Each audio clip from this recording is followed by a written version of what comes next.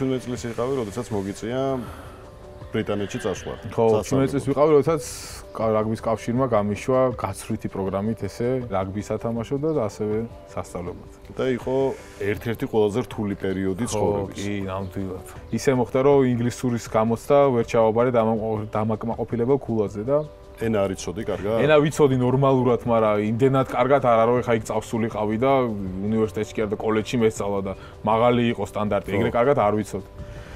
და ეგ სტანდარტი რო ვერ დავაკმაყოფილი, ამიტომ მომიწია რომ ადრე წავსულიყავი იდეაში რომ გამევლო ინგლისურის კურსები. ჩავედი ინგლისში და აღმოჩნდა რომ ეს ინგლისურის კურსები კვირაში ერთხელ იყო. მე ჩავედი 2 თვით ადრე. და ეგ 2 თვი არავინ არ იყო არც კამპუსში აქ იმაში რა ქვია თელ კოლეჯში მე და რამოდენიმე ჩინელი ახალგაზრდა იყო, რომლებიც ასევე ინგლისურს სწავლობდნენ და მოგეს რთული იყო ეგ პერიოდი, ვარჯიშებიც არ იყო პირველი თვენახევარი და ცოტა ვერ გავიგე რისთვის ვიყავი და რაღაც დეპრესიული თან ბავშვი რო ხარ ხო იცი რაღაც მარტო ჩავთვალე თავი ინგლისურის კარგად არ ვიცოდი და იმაზე ვიყავი რა რაღაც ცოტა დეპრესიულ გარემოში, მაგრამ მაგალ მალევე გადაიარა და მე ჩამოვიდნენ ბიჭები ქართველებიც უკვე გაივსო მთელი უნივერსიტეტი, კოლეჯი და უკვე მაგის მერე ძალიან ისეთი საინტერესო პერიოდი დაიწყო.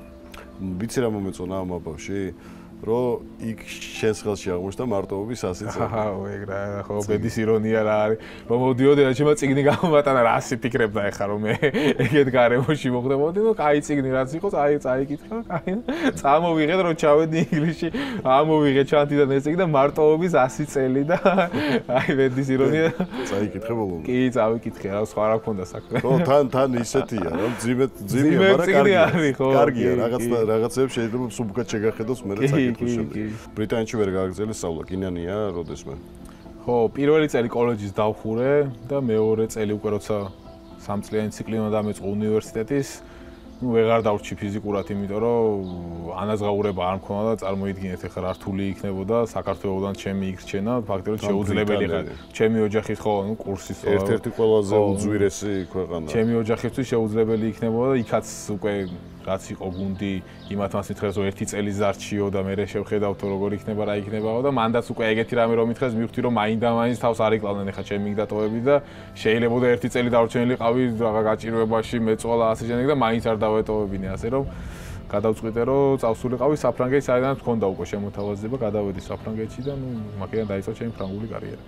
ფინანსურად ძალიან რთულია თან საქართველოს როდესაც უწევს ოჯახს რომ რთულესი ხო თან ეხლა შეიძლება შეძლებული ოჯახი რო გყავს ადვილი არის მაგრამ ნუ ჩემი ოჯახი არ იყო ეგეთ შეძლებული სამწუხაროდ და თან მაგასაკში ხარ რთულია რომ გადაანაწილო თუნდაც სახარჯო ფული ხო შეიძლება შემოგეხარჯოს ერთ დღეში და მე მოგიწევს რომ 2 კვირა კიდე ირჩინო თავი შიერს დაგიძინია ხურობაში გავატარებ შიერი ეხას ვიძინებთ დიეტის და იმის გამო მაშინას და ეს ჩვეულებრივი ამბავია სპორტსმენის კარიერაში შიერს დაძინება ხშირად გიწევს. მაგრამ გაჭირვების გამო და ხანაც სპორტული რეჟიმის გამო. ხო, აი, გაჭირვების გამო ფორტულია ხოლმე და იცი რა, ვიღაცთვის არის სტიმულის მომცემი, რომ არაფრისგან ყველაფერი შექმნას და ვიღაცთვის არის ის მომენტი, რომ ფარხმალი დაყაროს.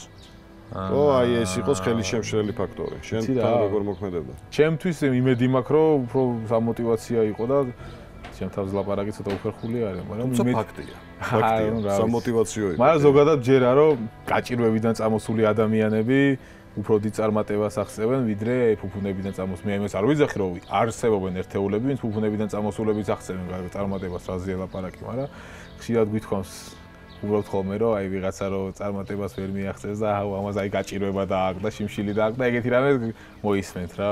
ხო იცი რა მგონია მაგ დროს რომ პირველ რიგში შენ თავს უთკიცებ იმას რომ შეგიძლია გააკეთო და მე გარშემოყოფებს. კი, ხო, ეგრე არის, რომ იცი, რომ აი რამხელა გაჭირვება ტკივილი და წვალება არის იქი და აი მაქედან გამომდინარე უკვე იცი რომ ბოლომდე უნდა გახვიდე და გაიგო ყველაფერი, იმიტომ რომ იმის ფასი საბოლოო ჯამში არაფერი არ არის. ჰონორარი გახსოვს პირველი? რა ასაკში იყო და რამდენი იყო და რაში დაიხარჯა? პირველი ჰონორარი მახსოვს იყო როცა მოხვდი ეროვნულ ნაკრებში 18 წლის 2012 წელს. დაიხარჯა ინგლისში ცხოვრებაში. შეგრძნება როგორი იყო? აი დამოუკიდებლობა რაღაც მომენტში იგრძენი თუ ეს უკვე მაშინ მოხდა, როდესაც მარტო აღმოჩნდი უცხო ქვეყანაში? დამოუკიდებლობის განსა და შეგრძნება უკვე მაშინ ხო ალბათ პირველად იყო ის რომ აი ჩემი მოპოვებული ფულია და რაღაცა არის მაგაში ხიბლი და არის სიამაყე და ესე სასიამოვნო და უკვე შეგიძლია ხო ვისაც გინდა იმას აჩუქო თუ როგორც გინდა ისე დახარჯო რა